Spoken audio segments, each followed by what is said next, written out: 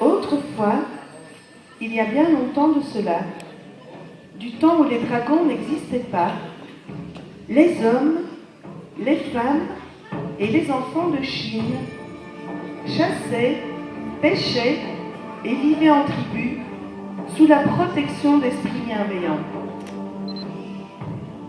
Ces esprits ressemblaient aux animaux avec lesquels ils vivaient depuis toujours. Les pêcheurs des bords de mer avaient choisi le poisson qui scintille entre deux eaux.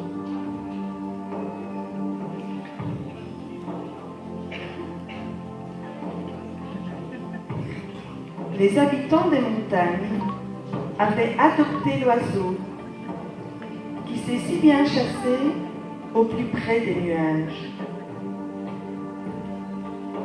Les cavaliers des plaines sans fin préféraient le cheval qui galope à la vitesse du vent.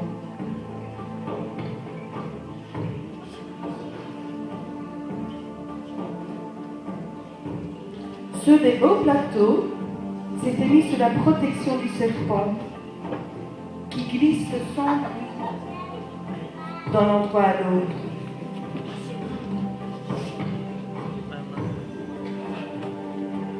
Et les gens des lisières fertiles ne juraient que par le buffle, ami de l'homme et travailleur infatigable.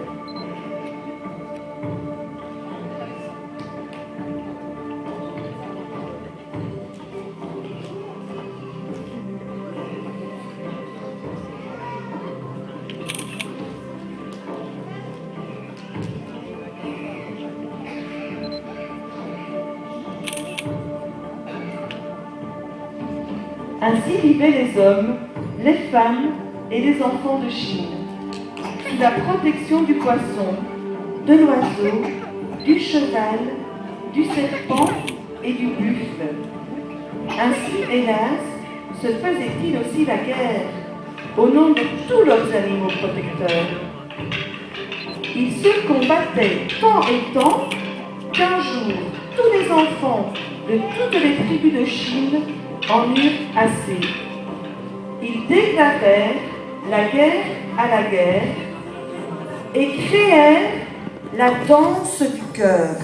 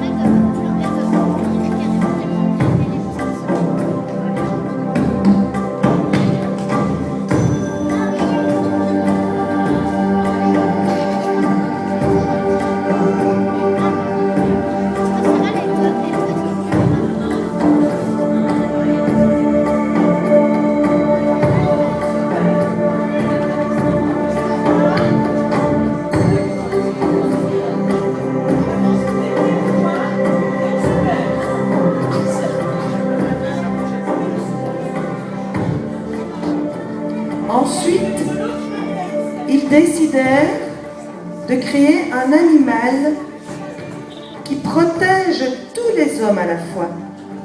Un animal vif comme le poisson, libre comme l'oiseau, rapide comme le cheval, rusé comme le serpent et fort comme le buffle.